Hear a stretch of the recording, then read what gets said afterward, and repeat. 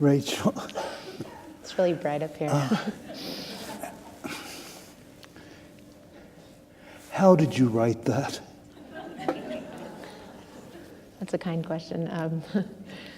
Well, that's not a simple question to answer. I started working on this book 6 years ago, in 2012, and at the time I was interested in trying to learn everything I possibly could about the prison system in the state where I live, where I'm from, California. And I was particularly interested in that subject, partly from having known some people growing up who ended up in prison.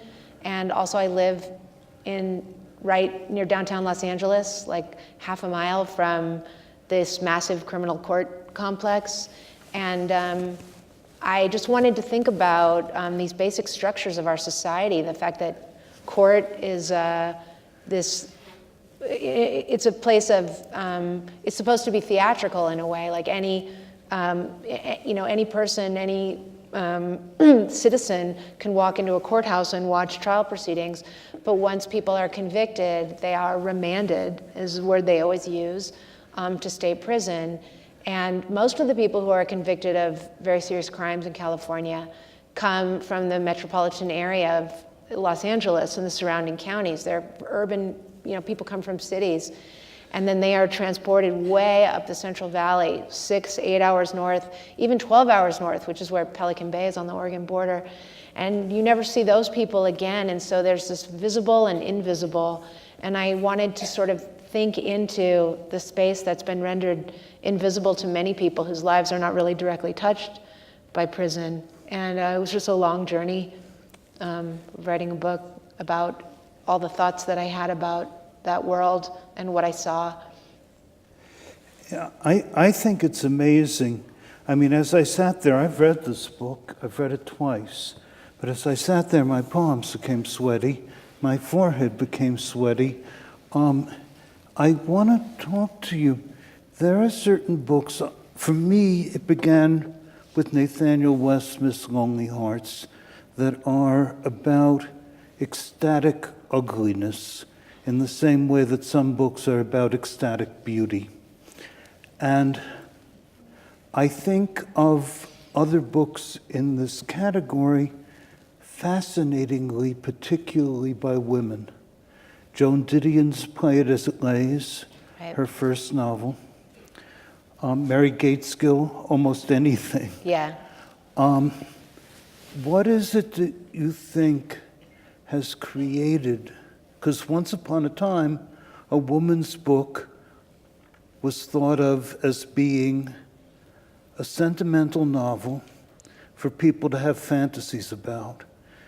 These novels, the ones I'm talking about, ecstatic books about how the world has become ugly. I mean, you begin by saying Magic Mountain is across the street from the jail. Yeah. Good and bad. The mattress underneath the pepperwood tree, good and bad, and the mattress polluting the pepperwood tree. And eventually this book is about a vision of horror, of what happened to life at a certain point that we don't get rescued from unless we're pretending. Why has this happened, do you think?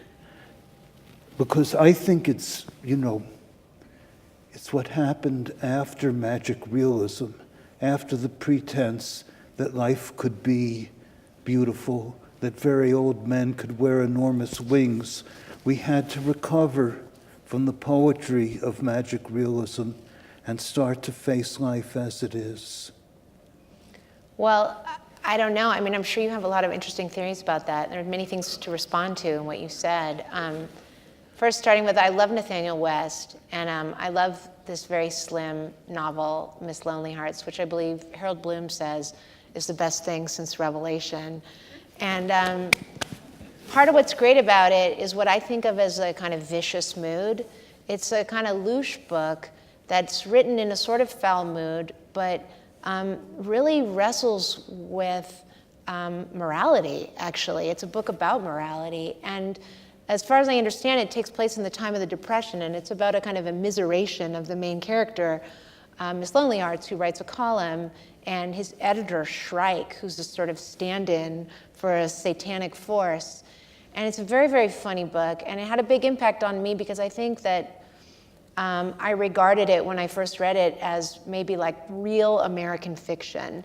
And going back, I saw it as in a kind of legacy for me with Moby Dick, which is like a complex book about characters who want to escape working and get on this ship. I mean, at the beginning, Ishmael says, "Call me Ishmael." He's kind of saying that he's operating under a pseudonym because he's done something shady. So I think of these as American stories. I don't know what to say about women's fiction. I mean, I've never been a part of a genre, I would hope, that includes it, and I know you didn't mean that. And I probably have never even read any women's fiction, but writing is a place where, at least for me, it is, I think that when I'm writing, I'm not thinking about an audience or really anyone else. It's a pretty deep trance-like state, and I feel fairly free there. And I think that it's a way that almost disproves the idea of certain gender norms, because I have a way bigger range and spectrum when I'm writing than maybe one would expect a woman to have. And so that's part of what makes literature so great, is that it allows you to demonstrate that women have male shades inside of them and vice versa. And hopefully it's done well and convincingly. Well, face it, the man is called Miss Lonely Hearts and Miss Lonely Hearts. There's a gender bending going on all the time.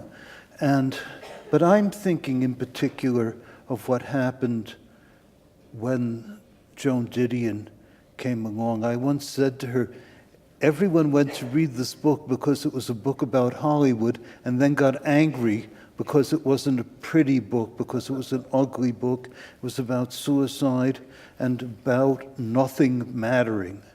And, you know, these are people in your book to whom it's all stopped mattering. There's no hope.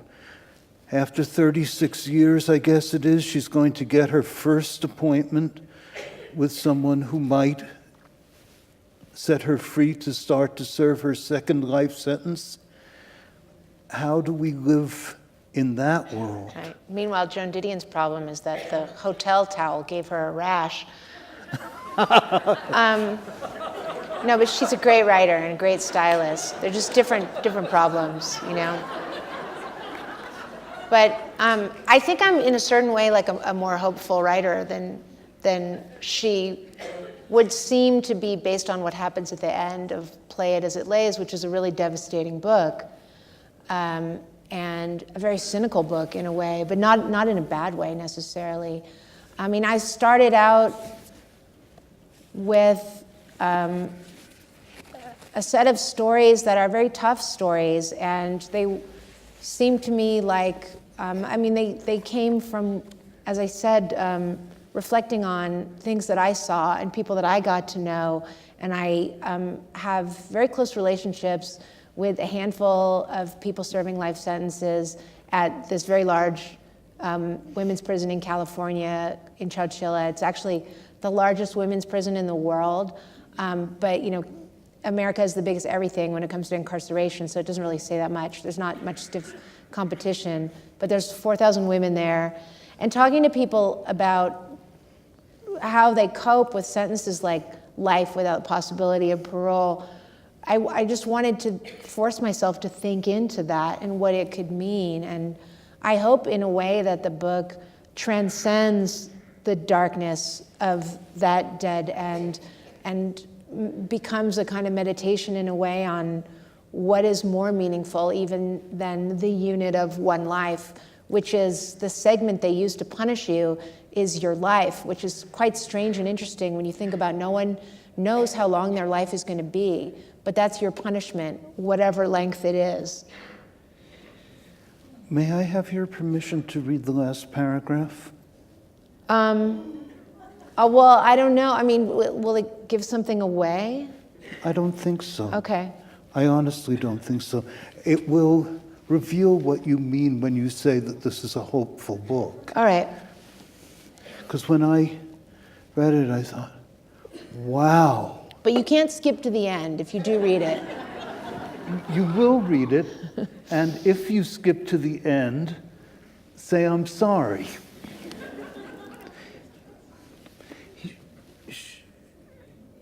Romy has had a child named Jackson. He has been lost into the foster care system. Despite several strategies to try and contact him, she's been unable to. And she has an understanding. He is on his path as I am on mine.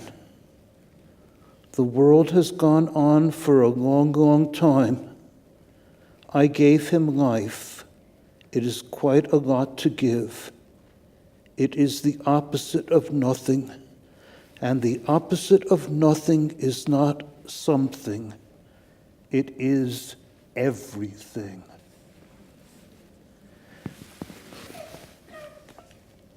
How did you do that?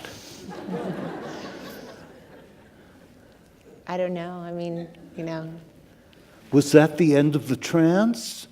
Was that... Yeah, I guess so. I mean, at the end, the wording was always the same, even in every draft. I didn't change it. Sometimes you get to the end and you just know. But it was, many years working on the book, 5 years. So by the time I got to the end, I guess I just knew how I wanted to handle things. The heroine, if we want to call, if such terms mean anything, the protagonist, the narrator most of the time of this book is Romy Leslie Hall, yes? And as I was reading, I was jarred by the beautiful, eerie, and unearthly level of compassion that the writer has for this narrator. And in my own trance, I remembered that Rachel has a son. His name is Remy. And I thought, Remy, Romy. No wonder every time this character's name is mentioned, I felt a heart surge toward her, that you were writing the life of someone who couldn't be saved, but who you wanted to save by writing this book. Oh, that's a nice way of putting it. I mean, I never thought about that consciously. And of course, I have very different plans for my own son. But, but yeah, I mean, there's, it would seem a little coy if I discounted some similarity between the name of my son and the name of the narrator. But I always like that name. And her mother is German, and she says names her after this German actress who she never names, and just gives these few glimpses or snippets, these sort of meaningless autobiographical details about the German actress who, in my mind, was Romy Schneider. And I was just thinking about her as a face. And yeah, I mean, in terms of writing with a kind of compassion, I mean, she is very much like people I've known and grew up with in San Francisco from childhood. So it was a way of thinking into the deep past. There are a lot of sections in the book, as you know, that take place in San Francisco in the 1980s. And it helped me to understand this character, to reactivate a lot of this past that I had known and witnessed. Because when it came to writing a first-person narrator who was going to prison for life, I had to confront, in an irrefutable way, the simple fact that I myself have educated parents, and I would not go to prison for life. And there are very few people from something like a middle-class family with educated family and resources who are in prison. So, how do you do it? without sort of taking on the subjectivity of somebody you have no business thinking into. And so I did it by thinking back into all these girls I grew up with. And it was the only way I knew to do it well and to have the scope and range I was going to need to have to write in her voice. Now, let's talk about social justice and cruel and unusual punishment. Because one of the things that's so, I don't know how to put it, special about the Mars Room is that for a very long time, it was almost a matter of faith that you could not write a political novel without becoming dogmatic or hectoring or expressing scolding, a personal idea. And you've done so. Is that a danger zone for you at all, or are you just able to do it because it must be done? I don't know. I mean, I'm flattered that you say that. I mean, the assertion that's in your question, or suggestion, I agree with you, and don't think that art actually can be polemical and still really be art. I mean, that isn't its function at all. And when you talk to people about prison and someone says, oh, she wrote a novel about prison, I've had this question from people where they say, well, why didn't you write a nonfiction book? And, I'm not a nonfiction writer, and it becomes even more clear to me what my role is. And I don't know, I mean, the imagination, again, is just really like this free place of play, and you can synthesize all these different components of what it's like to be alive and what it's like to see. And the more I looked into the landscape around me and tried to follow people into this invisibilized place, to me, it really had the makings and the scope of a novel. And it wasn't going to be a message type of book because I didn't have a message. I'm only receiving and trying to metabolize what I see without reducing it into a set of judgments. I am not interested in telling other people how they should live their lives. I'm not self-righteous, except maybe about that one thing that I don't identify as a self-righteous person. I want to understand other people. And that's what I feel my role is as a novelist, is to listen well. And I think it will take a lifetime.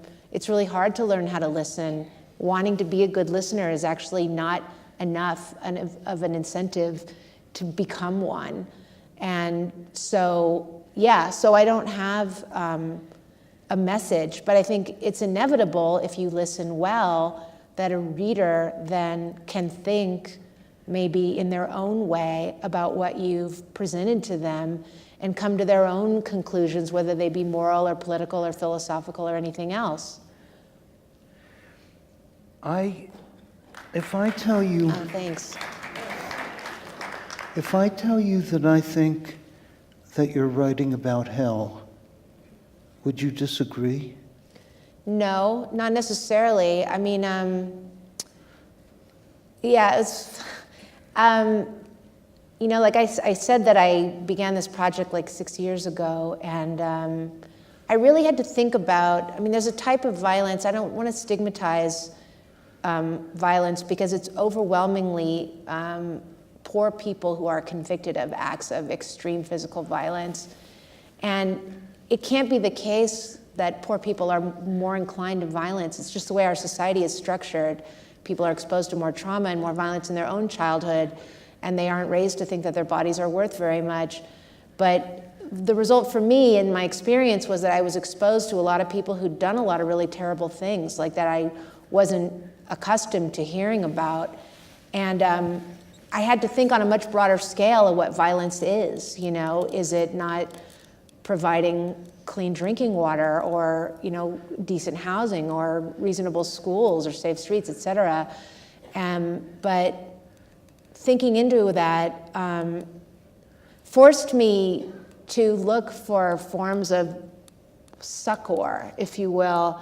And like the only person who really could comfort me was Dostoevsky, except the problem with Dostoevsky is he's fundamentally a deeply Christian thinker. And I wasn't raised with any religion. And so for Dostoevsky, he can go right into the very worst of human behavior, but he always has God there who remains good, even when people are really bad. And I didn't have that, but then maybe I had this more complex succor, which was him and his belief, and also the idea that people have been on this project for a long, long time of thinking into very difficult issues, and that they've survived that. And there's a line in The Brothers Karamazov, if people read The Brothers Karamazov, great novel. There's an important scene at the end of that book where this character Alyosha gives this, it's called The Talk by the Stone, and he tells these children to remember this good feeling that they're having in that moment, because this moment will sort of last them the rest of their lives. And the suggestion is that everyone is capable or holding in their interior a kernel of a kind of innocence that's inviolable. And that was very helpful to me, to think about that and different types of innocence. But it was needed because outside of that seemed to be like an ocean of darkness, indeed. So yes. Yes, and innocence is crucial in many different ways to this book, from the first husband of, this guy who's a racer by watching television and shifting in his chair, who's bought a wife, and she's bought a husband by buying a letter, and they've lied to one another, as everyone in the book is in one way or another telling a lie. Well, they're both, she's trying to survive, right? Yeah, and so does the man who claims he owns a boat and has no boat, and claims to be a homicide detective when he's examining kids who he thinks have left motor oil so that he'll slide and need another leg operation. He's really, oh God, I can't tell you how many times I laughed in this book, but there were many more times when I cried. Are those relevant reactions? Are they relevant? Yeah. Yeah, I think so. It's a tough book, but I worked really hard to make it funny, and I'm proud of the humor in it. So yeah, they are. Tell me about what a tramp stamp is. Oh, you could ask anyone under a certain age. It's just a tattoo that goes across your lower back, right above your low jeans. And this says, shut the fuck up. Well, actually, I borrowed that because a friend of mine was in a county jail just trying to pay off tickets.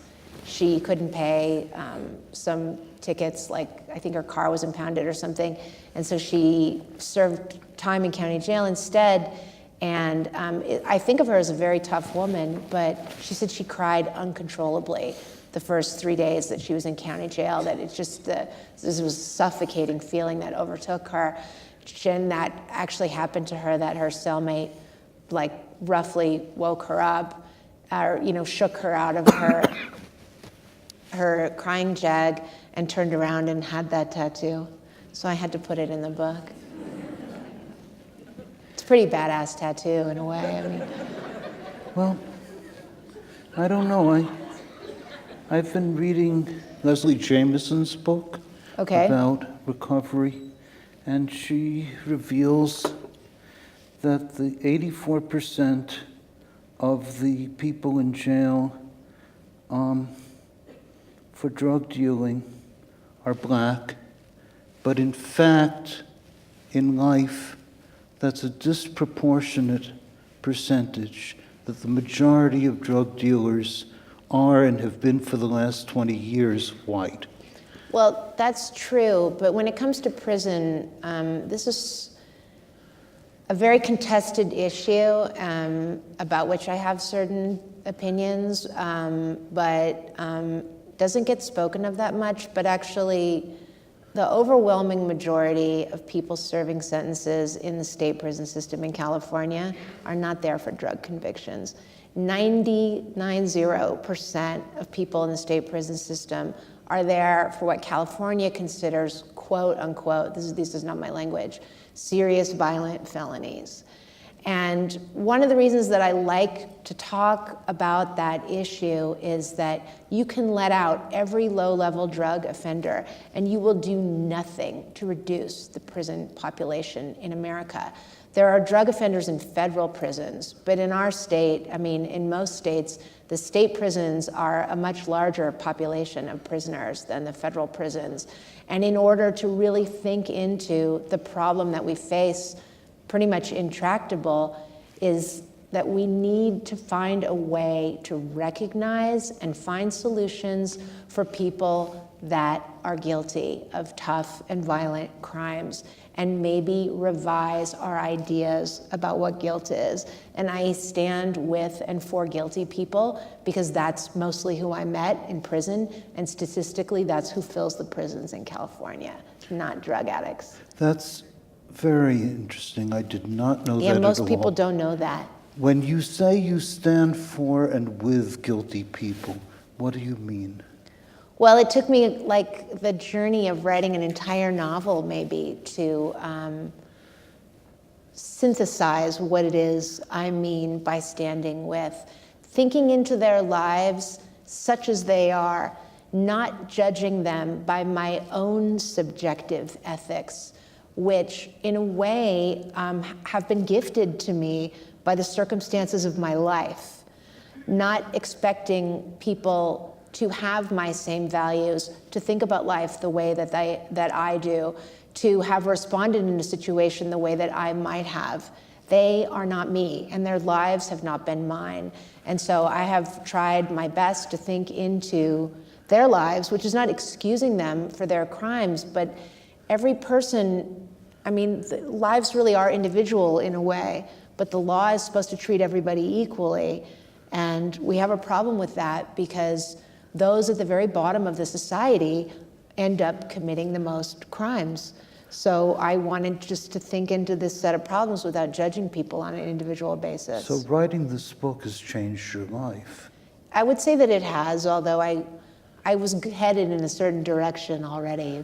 Reading this book has changed mine. Oh, well, that's meaningful for me to hear that. It's a truly, I don't know, I'd forgotten about the beauty and, pardon the word, redemptive quality of shock and pain and loss that are all of them at the basis of how we live and how we have to live. And as I projected, my mother died I've had a lot of death. And I projected into these characters, all of whom have lost things that from my point of view, as a very middle-class, overeducated person, I regard these losses as things I can't live without. When I come to Santa Fe, usually as I'm dressing, I would call my mother and say, I'm getting ready for the evening. I can't stand it that I can't talk to her. I'd give both hands.